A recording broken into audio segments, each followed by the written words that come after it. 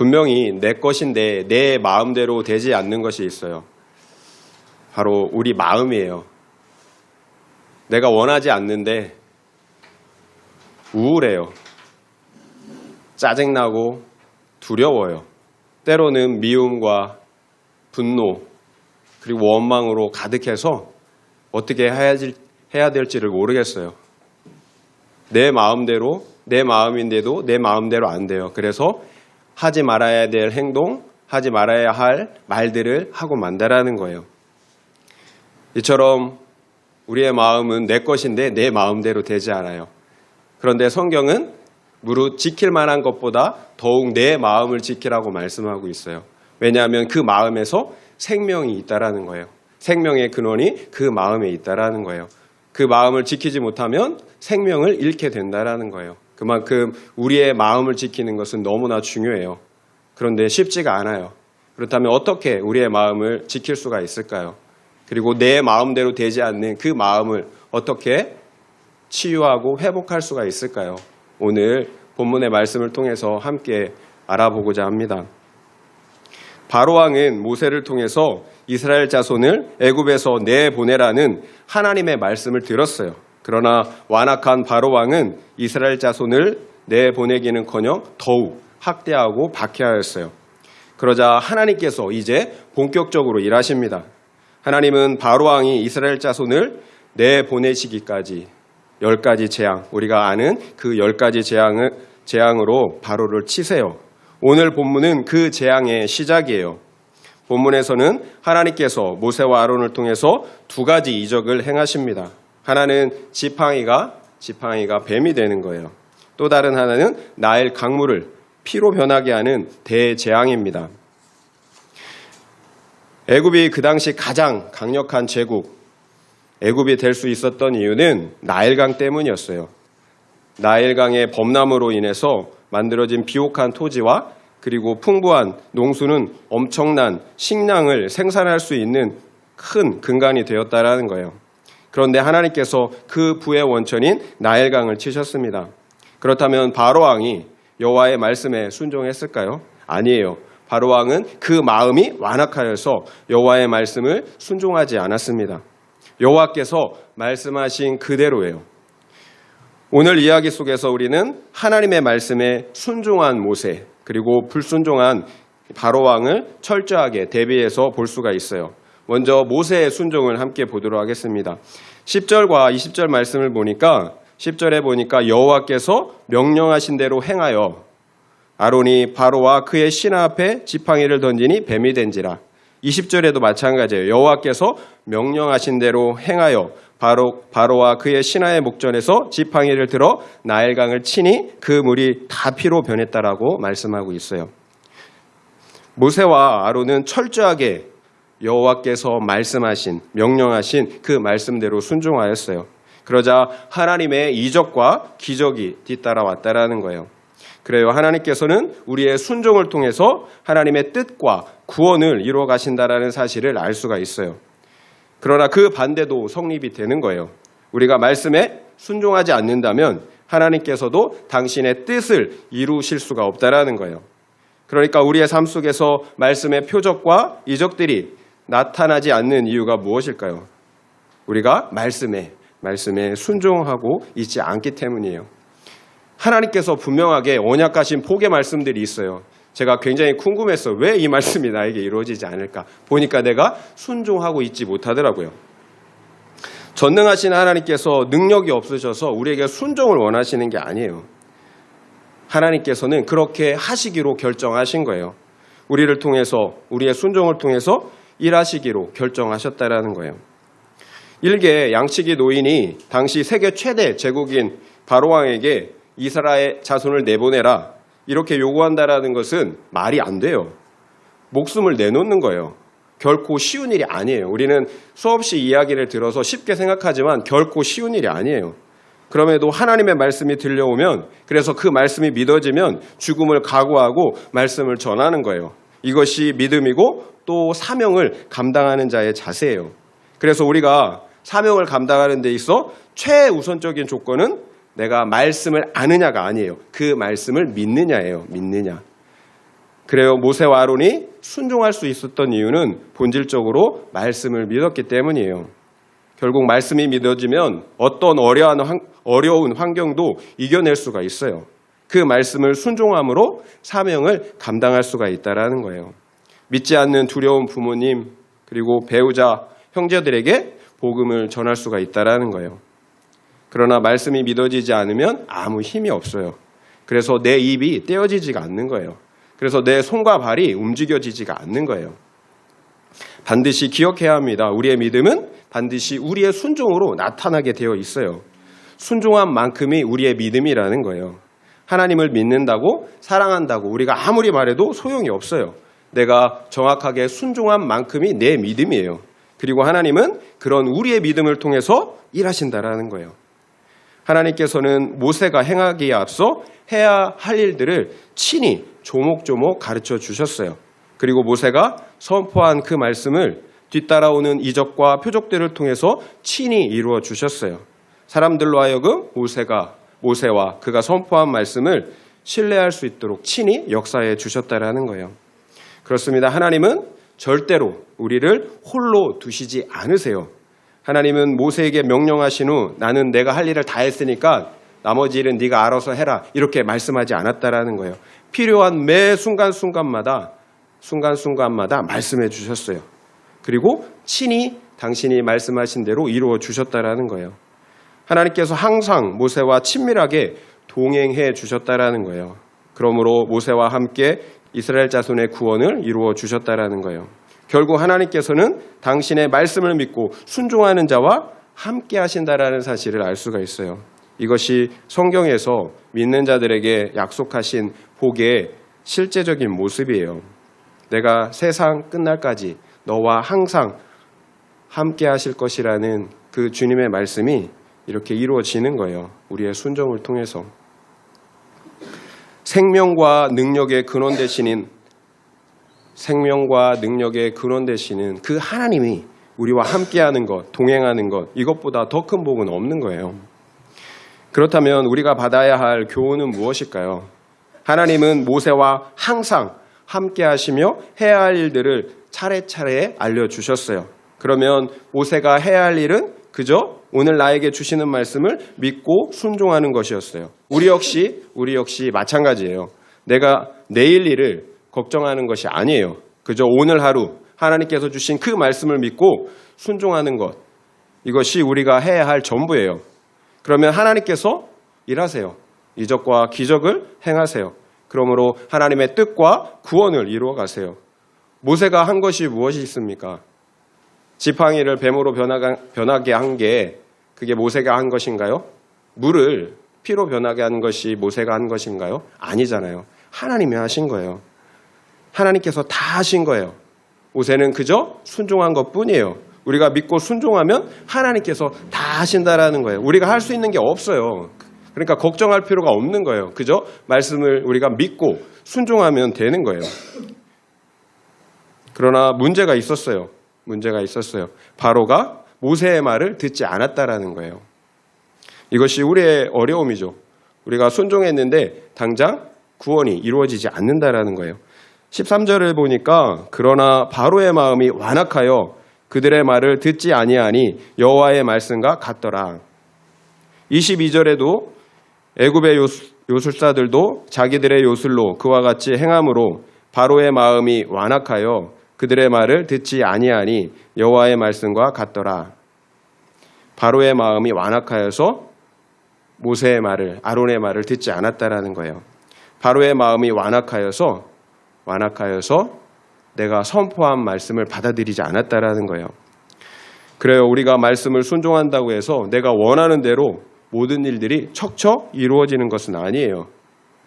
그러나 그것이 하나님의 말씀으로 된 거예요. 이것이 중요해요. 하나님의 뜻대로 되었다라는 것. 오늘 하루가 내가 원하는 대로 이루어질 수도 있고 또 이루어지지 않을 수도 있어요. 그러나 종국에 가서는 하나님의 말씀이 반드시 이루어진다라는 믿음을 가져야 합니다. 왜냐하면 하나님이 이 땅에서 이루고자 하시는 하나님의 뜻과 구원은 반드시 그 과정이 있기 때문이에요. 따라서 우리는 비록 어떤 일이 내 뜻대로 이루어지지 않았을지라도 하나님의 뜻과 구원을 이루어 가시는 과정이라는 사실을 믿음으로 붙잡으셔야 합니다. 그러면 언젠가는 하나님의 때에 하나님의 뜻과 구원이 이루어져 있는 것을 보게 될 것입니다. 우리의 최종 목적지는 애굽에서 나와 가나안으로 들어가는 것임을 잊지 말아야 합니다. 하나님의 뜻은 이 땅에서 내가 원하는 대로 잘 먹고 잘 사는 것이 아니에요. 천국에서 영원한 천국에서 잘 먹고 잘 사는 것이 하나님의 뜻이에요. 그래서 어떤 일이 있어도 낙심하거나 절망하면 안 돼요. 복음을 선포하고 말씀대로 살면 이 세상의 바로들이 나를 대적하게 되어 있어요. 그래서 고난과 박해가 따라오는 것은 당연한 겁니다. 우리가 거룩과 구원을 이뤄가는 과정 중에 있기 때문이에요. 이 모든 것이 하나님의 말씀대로 된 거예요. 그래서 모세처럼 범사의 말씀에 순종하는 믿음이 중요한 거예요. 순종하는 믿음이 아니면, 그래서 하나님께서 동행하시는 믿음이 아니면 누릴 수가 없는 거예요. 그런 믿음이 없으면 그런 은혜를 누릴 수가 없다라는 거예요. 하나님께서 함께 하시지 않는데 어떻게 완악한 바로를 대적할 수가 있겠어요? 그래서 어떻게 나의 구원, 가족의 구원을 이룰 수가 있겠어요? 하나님께서 순종하는 믿음, 그럴 때 하나님께서 우리와 함께 하십니다. 그래서 우리가 넉넉하게 그 구원을, 사명을 감당하게 해 주신다라는 거예요. 결국 모든 구원은 하나님께서 이루십니다. 그러나 내가 해야 할 일이 있습니다. 나에게 주신 말씀을 믿고 순종하는 것입니다. 그러면 하나님께서 함께 하십니다. 그리고 하나님께서 친히 하나님의 뜻과 구원을 이루어 주십니다. 말씀드린 대로 이것이 순종하는 자에게 주시는 하나님의 복이에요. 그러면 우리가 생각해 볼 수 있는 적용 질문을 드리겠습니다. 나는 말씀을 믿고 순종하는 자들에게 주시는 복을 누리고 있습니까? 그래서 하나님과 항상 친밀하게 동행하고 계십니까? 또한 하나님께서 내가 전한 말씀의 표적과 이적을 나타내셔서 구원을 이루시고 있습니까? 한번 생각해 보시기 바랍니다. 나는 말씀을 믿고 순종하는 자들에게 주시는 복을 누리고 있습니까? 그래서 하나님과 항상 친밀하게 동행하고 계십니까? 또한 하나님께서 내가 전한 말씀의 표적과 이적을 나타내사 구원을 이루시고 있습니까? 한번 생각해 보시기 바랍니다. 이제 바로의 불순종을 살펴보겠습니다. 13절, 22절 함께 읽어봤었는데요. 다시 한번 보겠습니다. 13절에 보니까 그러나 바로의 마음이 완악하여 그들의 말을 듣지 아니하니 여호와의 말씀과 같더라. 14절도 보겠습니다. 14절 여호와께서 모세에게 이르시되 바로의 마음이 완강하여 백성 보내기를 거절하는도다. 아까 본 22절 말씀, 애굽의 요술사들도 자기들의 요술로 그와 같이 행함으로 바로의 마음이 완악하여 그들의 말을 듣지 아니하니 여호와의 말씀과 같더라. 바로의 마음이 완악하대요. 이 완악하다라는 말이 그 원어로 보니까 힘이 세다라는 거예요. 힘이 세. 그리고 무겁대요. 마음이 힘이 세고 무거워요. 하나님의 말씀보다 더 힘이 세고 무거워요. 살이 찐 거예요. 그래서 마음이 말을 안 듣는 거예요. 자기 마음대로 하는 거예요. 바로의 마음이 완악하여서 하나님의 말씀을 듣지 않았어요. 그런데 지난주에 보았던 말씀, 출애굽기 7장 3절 말씀을 한번 보겠습니다. 내가 바로의 마음을 완악하게 하고 내 표징과 내 이적을 애굽 땅에서 많이 행할 것이나, 하나님께서 바로의 마음을 완악하게 한다라고 말씀하고 있어요. 지난주에도 잠깐 말씀드린 것처럼 이해하기가 쉽지 않아요. 하나님께서 먼저 바로의 마음을 완악하게 하셨다면 왜 바로가 잘못했느냐라는 거예요. 바로의 마음을 완악하게 하신 하나님의 책임이 아니냐라는 거예요. 이해하기가 쉽지 않아요. 그래서 주석을 보니까 출애굽기 4장부터 마지막 40장까지 바로의 완악함을 나타내는 표현이 총 19번이 나온다고 해요. 얼마나 완악한지 여러분 아시겠어요? 19번이나 나와요. 그 중에서 하나님이 주어인 경우가 11번, 바로가 주어인 경우가 4번, 그리고 오늘 본문처럼 바로의 마음이 주어인 경우가 5번이에요. 그러니까 바로 자신이 스스로 완악한 것이 9번이고 하나님께서 완악하게 하신 경우가 11번이라는 거예요. 그리고 하나님께서 바로의 마음을 완악하게 하신 것은 처음부터가 아니에요. 6번째 재앙부터라는 거예요. 그러면 헷갈리죠. 그래도 여러분, 바로가 완악한 겁니까? 아니면 하나님께서 완악하게 하신 겁니까? 둘 모두예요. 분명 하나님은 앞서서 바로를 완악하게 하시겠다라고 2번씩이나 말씀하셨어요. 그러나 실제적으로 바로의 완악함이 나타나는 것은 오늘 본문부터예요. 말씀드린 것처럼 6번째 재앙 이후부터야 하나님께서 바로의 마음을 완악하게 하시기 시작했다라는 거예요. 오늘부터 바로의 완악함 마음이 나타나는데요. 바로의 마음이 주어예요. 오늘 3번 모두. 하나님께서 완악하게 하신 것이 아니라는 거예요. 그렇다면 바로의 마음의 상태가 기본적으로 완악한 사람이라는 거예요. 바로는 원래 완악한 사람입니다. 하나님께서 처음부터 바로의 마음을 완악하게 하신 것이 아니에요. 계속해서 회개하고 돌이킬 수 있는 기회를 주셨다라는 거예요. 그러나 바로는 계속해서 불순종했어요. 결국 하나님은 바로가 계속해서 불순종하자 그제서야 그의 마음을 더욱 완악하게 하셨다라는 거예요. 결국 하나님께서 바로의 마음을 완악하게 하신 것은 하나님의 말씀에 불순종한 결과라는 거예요. 그 마음의 완악함은 불순종에 대한 하나님의 징계이자 심판이라는 거예요. 그래서 우리의 마음인데 우리의 마음대로 안 되는 거예요. 우리가 죄 짓는 것을 한번 생각해 보세요. 처음만 힘들어요, 죄 짓는 게. 그 다음부터는 길이 잘 뚫려 있어요. 쉬워요. 도둑질하는 것도 그래요. 음행도 마찬가지예요. 사기도 마찬가지예요. 한 번이 힘들어요. 처음 지을 때는 두렵고 떨려요. 양심의 가책이 있어요. 그런데 한 번 짓고 나면 그때부터는 쉬워요. 죄책감이 없어져요. 죄에 대해 무감각해진다라는 거예요. 더 이상 죄를 죄로 여기지 않게 된다라는 거예요. 그래서 성경은 그런 마음의 상태를 죄에 연단된 마음이다. 또 양심에 화인 맞은 상태라고 말씀하고 있어요. 제가 과거에 내 책임인가 내 책임인가 발음이 좀 내 책임인가 뇌 책임인가라는 책을 제목이 하도 특이해서 제가 한번 사서 봤어요. 내 책임인가 뇌 책임인가. 어떤 사람들은 술 중독이나 그리고 성 중독, 도박 중독과 같은 각종 중독들이 그 뇌의 문제라고 주장한다라는 거예요. 그리고 동성애 문제도 뇌의 문제라는 거예요. 그런 중독이나 동성애를 일으키는 특정한 유전자가 있다라는 거예요. 그래서 내 책임이 아니라 뇌 책임이라고 이렇게 주장한다라는 거예요. 정말 그럴까요? 그 책에서 얘기하는 거는 어느 정도는 맞아요. 실제로 조사를 해보니까 중독에 걸린 사람들의 그 뇌가 다르다라는 사실이 확인이 되었어요.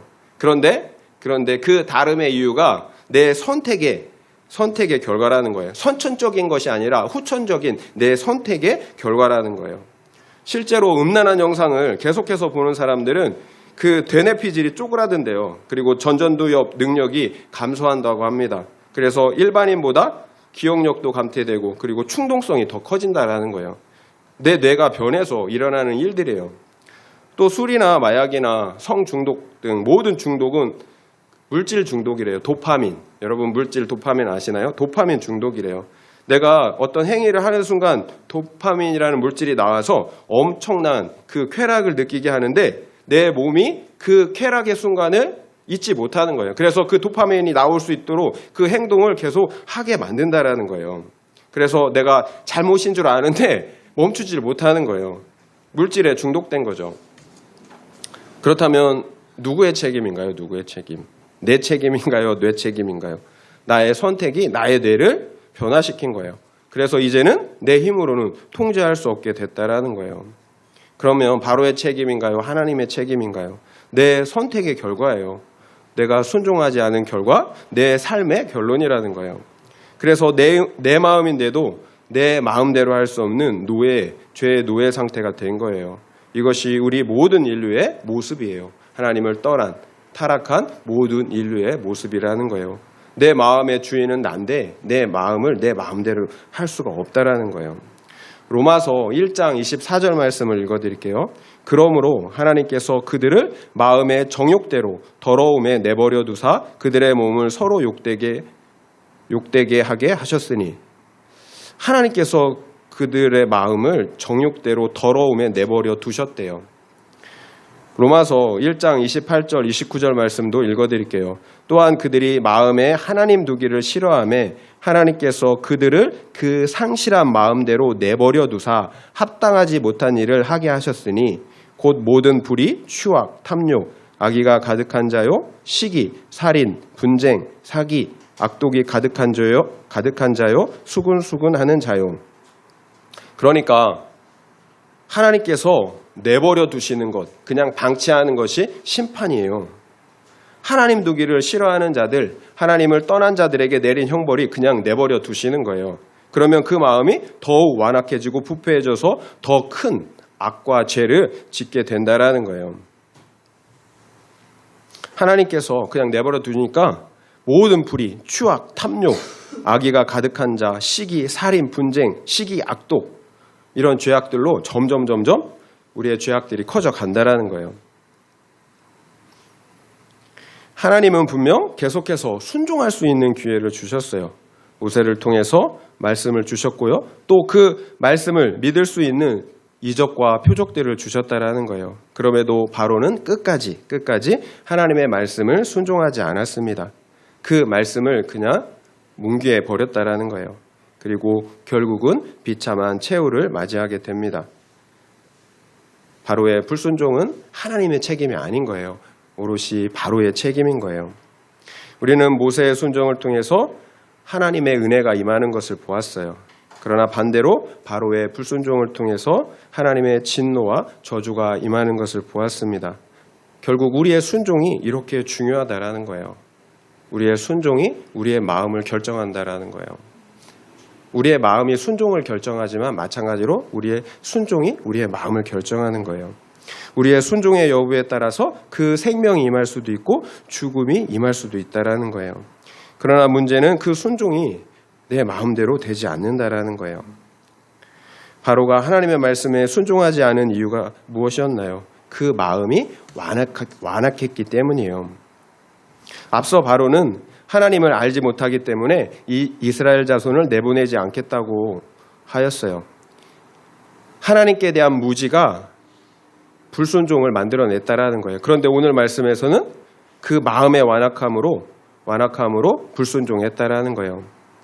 그렇다면 하나님께 대한 무지, 교만, 그리고 완악한 마음은 모두 한 근원에서 나온다라는 것을 알 수가 있어요. 무지하기 때문에 불순종했고요. 그리고 완악하기 때문에 불순종했어요. 다 교만하기 때문이에요. 바로 타락한 마음. 그 타락한 마음에서 모든 게 나오는 거예요. 교만하기에 무지하고 또 무지하기에 완악한 거예요. 앞서 로마서 1장 28절에서 사람들이 하나님을 그 마음에 두기를 싫어하니까 하나님께서 그 마음을 상실하도록 그냥 내버려 두셨다라고 말씀하고 있잖아요. 그러니까 마음이 타락한 상태로 남아있으니까 무지한 거예요. 교만한 거예요. 완악한 거예요. 그래서 하나님을 알 수도 없고 하나님의 말씀에 순종할 수도 없는 거예요. 결국 하나님이 없는 마음, 타락한 마음이 본질적인 문제예요. 하나님께서 그 사람의 마음을 계속해서 타락한 마음의 상태로 내버려 두시기 때문에 순종할 수가 없다라는 거예요. 그렇다면 어떻게 해야 될까요? 교만한 마음, 완악한 마음을 어떻게 치료할 수가 있을까요? 우리의 힘으로는 안 돼요. 우리가 아무리 용을 쏘고 애를 써도 안 되잖아요. 반드시 하나님께서 우리에게 은혜를 내려주셔야 합니다. 하나님께서 우리의 마음을 다스리시고 통치해 주셔야 한다라는 거예요. 그렇다면 우리는 어떻게 그와 같은 하나님의 은혜를 받을 수가 있을까요? 요한복음 3장 5절 말씀을 읽어드리겠습니다. 여러분 다 아시는 말씀이에요. 예수께서 대답하시되 진실로 내게 이르노니 사람이 물과 성령으로 나지 아니하면 하나님의 나라에 들어갈 수 없느니라. 예수님께서는 하나님의 나라를 가져오셨어요. 그러나 그 나라는 거듭나지 아니하면, 성령으로 거듭나지 아니하면 들어갈 수가 없는 나라예요. 예수님은 왜 우리가 다시 태어나야 한다라고 말씀하고 계실까요? 에베소서 2장 1절 말씀도 여러분에게 읽어드릴게요. 다 아시는 말씀이에요. 그는 허물과 죄로 죽었던 너희를 살리셨도다. 허물과 죄로 죽었던 너희를 살리셨도다. 허물과 죄로 우리가 죽어 있었다라는 거예요.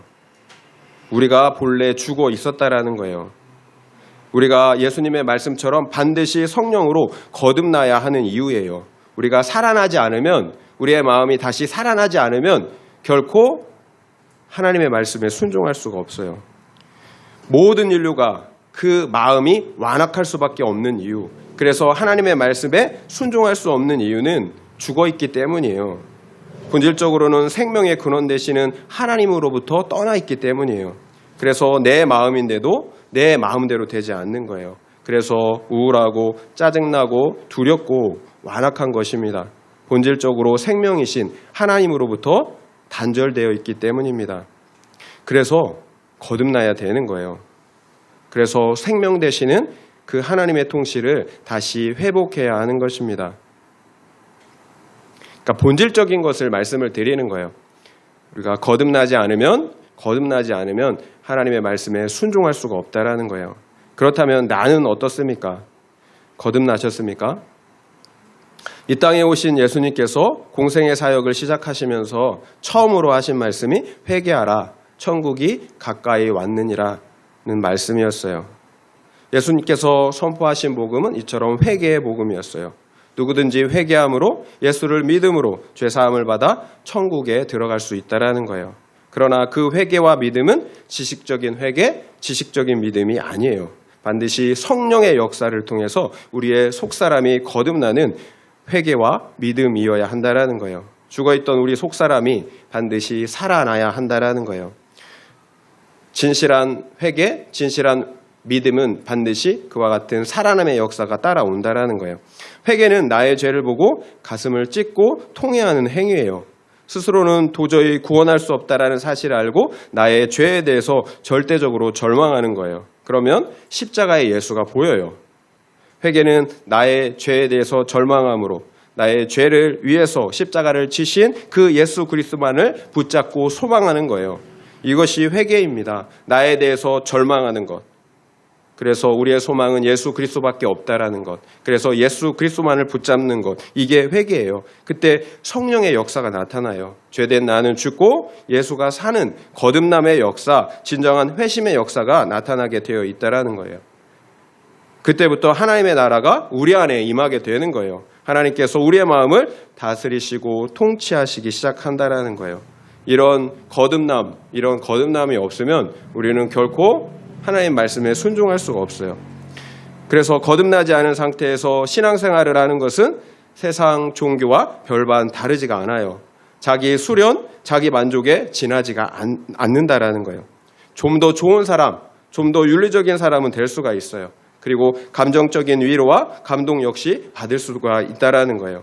그러나 거듭나지 않았다면 그저 자기의, 자기 자랑, 자기 만족에 지나지 않아요. 그것이 세상 종교가 주는 기능이에요. 그러나 기독교의 목적은 단지 윤리적인 사람을 만드는 것이 아닙니다. 본질적으로 죽어있던 사람을 살리는 거예요. 하나님의 형상을 다시 회복하는 것, 이것이 기독교의 목적이에요. 복음의 목적이에요.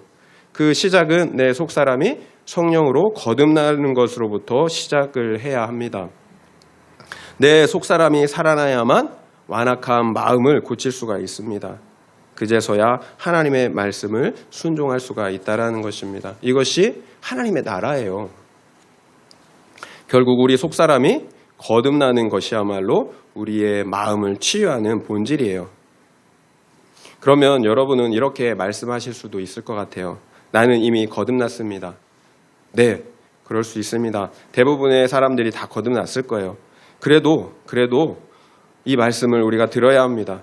우리가 거듭나는 회심의 사건은 단 한 번의 사건이지만 우리가 거듭난 이후에 살아가는 방식 역시 동일하기 때문이에요. 로마서 8장 13절 말씀을 읽어드릴게요. 너희가 육신대로 살면 반드시 죽을 것이로되 영으로서 몸의 행실을 죽이면 살리니. 육신대로 살면 반드시 죽을 것이로되 영으로서 몸의 행실을 죽이면 살리니. 영으로서 몸의 행실을 죽이는 삶을 살아야 된다는 거예요. 갈라디아서 5장 16절 말씀도 여러분에게 읽어드리겠습니다. 내가 이르노니 너희는 성령을 따라 행하라. 그리하면 육체의 욕심을 이루지 아니하리라. 거듭난 이후에 우리가 어떻게 살아야 하는지를 말씀해주고 있는 거예요. 거듭난 우리는 반드시 성령의 통치를 받으며 살아야 합니다. 그렇지 않으면 우리는 육신대로 살 수밖에 없어요. 육신대로 살면 우리의 마음은 다시 완악해집니다. 그리고 결국 불순종 가운데 죽게 된다라는 거예요. 따라서 우리는 반드시 성령을 따라 하나님의 통치를 받아야 합니다. 그러니까 우리가 거듭나는 것도 그리고 거듭난 이후의 삶도 그 원리는 동일해요. 하나님께서 우리의 마음에 은혜를 베풀어 주셔야 합니다. 거듭남은 한 번이지만 우리는 계속해서 내 죄를 죽이는 회개를 통해서 성령의 충만함과 그러므로 하나님의 통치를 받아야 합니다. 복음의 원리는 동일해요. 나에게는 아무런 소망이 없다라는 것을 아는 거예요. 그래서 오직 예수 그리스도의 십자가 그 공로만을 의지하고 자랑하는 것입니다. 그렇지 않으면 하나님의 은혜가 하나님의 통치가 임할 수가 없어요. 나의 거듭남도 또한 거듭남 이후의 삶도 그 원리는 동일해요. 내 힘을 의지하면 안 돼요. 오직 하나님의 은혜만을 의지해야 합니다. 그래서 우리가 말씀을 보는 거예요. 그래서 우리가 기도하는 거예요. 내 공로, 내 열심을 자랑하려고 하는 게 아니에요. 하나님의 은혜를 구하는 거예요. 오직 하나님의 은혜를 붙잡기 위한 거예요. 기도, 말씀 보는 거 이거 자랑할 게 아니라는 거예요. 하나님의 은혜가 임해야 하기 때문에 우리가 말씀을 보고 기도하는 거예요. 오직 십자가만을 붙잡기 위해서 우리가 기도하고 말씀을 보는 거예요. 모세의 순종을 통해서 하나님께서는 그 심령에 함께 하시는 생명의 복을 주셨어요. 그리고 사명을 감당하게 해 주셨습니다. 그러나 바로의 불순종의 결과 그 마음에 저주와 심판이 임하였습니다. 완악한 마음, 상실한 마음으로 내버려 두는 것이 하나님의 심판이었다라는 거예요. 결국 바로는 그 완악한 마음으로 인해서 영원한 죽음을 당하게 됩니다. 끝내 회개하지 못했기 때문이에요. 기회를 주실 때 회개하고 돌이켜야 합니다. 그렇지 않으면 우리가 회개할 수 없는 비참한 지경에 이르게 된다라는 거예요. 내 마음인데도 이제 돌이킬 수 없는 상태에 이르게 된다라는 거예요. 잠언 말씀처럼 우리의 마음은 생명이 있는 처소예요. 그래서 반드시 다른 그 어떤 것보다 우리의 마음을 지켜야 합니다. 하나님께서 전적으로 은혜를 베풀어 주셔야 하지만 동시에 그 은혜는 내 선택의 결과이기도 하다라는 거예요. 하나님의 은혜예요. 그런데 내 선택의 결과이기도 하다라는 거예요. 하나님은 아담에게 에덴 동산을 경작하고 지키라고 말씀하셨어요. 그러나 아담은 에덴을 지키지 못했어요. 그리고 그 결과 에덴에서 추방당하고 말았어요. 영원한 죽음을 당하고 말았다라는 거예요. 마찬가지예요. 우리 역시 하나님이 계신 처소, 우리의 마음의 성전을 경작하고 지켜야 하는 거예요. 말씀으로, 기도로 우리의 마음을 경작하고 지켜야 합니다. 이것이 우리가 할 일이에요. 그러면 하나님께서 우리의 심령에 은혜를 베풀어 주세요. 그리고 생명을 주십니다. 예수님께서도 말씀하셨잖아요. 씨 뿌리는 비유를 통해서 전혀 말씀의 씨에는 문제가 없어요. 문제는 무엇에 있나요? 바로 우리의 마음의 밭에 문제가 있었다라는 거예요. 우리 몸의 건강은 우리가 무엇을 먹었는지에 따라서 결정이 돼요. 분명하게 우리가 무엇을 먹었는지 우리 몸이 보여준다라는 거예요. 우리의 마음의 건강 역시 마찬가지예요. 우리가 무엇을 먹었는지, 우리가 어떤 선택을 했는지 극명하게 우리의 마음의 건강이 보여준다라는 거예요. 현재 내 마음의 상태가 내 삶의, 내 선택의 결론이라는 거예요. 하나님께 책임을 전가할 수가 없어요. 그래서 우리는 무엇보다 우리의 마음을 지켜야 합니다. 마음을 지키는 것이 생명을 지키는 것입니다. 여러분이 생각해 볼 수 있는 적용 질문을 또 드려보겠습니다. 하나님의 통치와 은혜가 회복되도록 내가 회개해야 할 구체적인 죄는 무엇입니까? 한번 생각해 보시기 바랍니다. 하나님의 통치와 은혜가 회복되도록 내가 회개하고 돌이켜야 할 구체적인 죄는 무엇입니까? 한번 생각해 보시기 바랍니다. 말씀을 마무리하겠습니다. 우리는 바로의 이야기를 어떻게 봐야 할까요? 바로는 악한 사람이니까 나랑 상관없다. 그래, 나는 오직 모세다. 이렇게 생각하십니까? 아니에요. 내 안에 있는 완악한 바로를 볼 수 있어야 합니다. 하나님의 말씀에 순종하지 않는 나를 봐야 합니다. 내 마음인데도 내 마음대로 되지 않았다면 우리에게 무슨 문제가 있는 것입니다.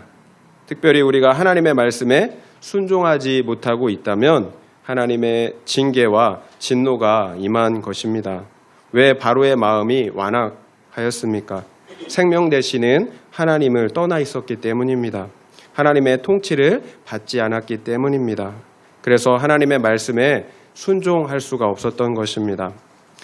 그래서 하나님의 은혜와 통치를 다시 회복해야 합니다. 그렇지 않으면 바로처럼 죽을 수도 있습니다. 그래서 첫째, 우리가 해야 할 것은 진정한 회심의 역사가 있어야 합니다. 그렇지 않으면 하나님의 말씀에 결코 순종할 수가 없습니다. 둘째로 성령을 따라 살아야 합니다. 내 마음을 하나님께 내어드려야 합니다. 타락하고 부패한 내 심령을 솔직하게 인정해야 합니다. 그러면 하나님께서 다스리시고 통치하십니다. 하나님께서 우리의 마음을 다스리시고 통치하실 때 우리의 마음이 회복이 됩니다. 그리고 그제서야 우리는 하나님의 말씀을 순종할 수가 있습니다. 무엇을 알 수 있었습니까? 순종할 때 하나님의 은혜와 통치가 임한다라는 거예요. 또 하나님의 은혜와 통치가 임할 때 우리가 순종할 수 있다라는 거예요. 순종과 하나님의 은혜, 통치는 이렇게 선순환돼요. 그 반대도 마찬가지예요. 우리가 불순종하면 우리의 마음이 완악해집니다. 완악해지면 또 불순종하게 되는 거예요.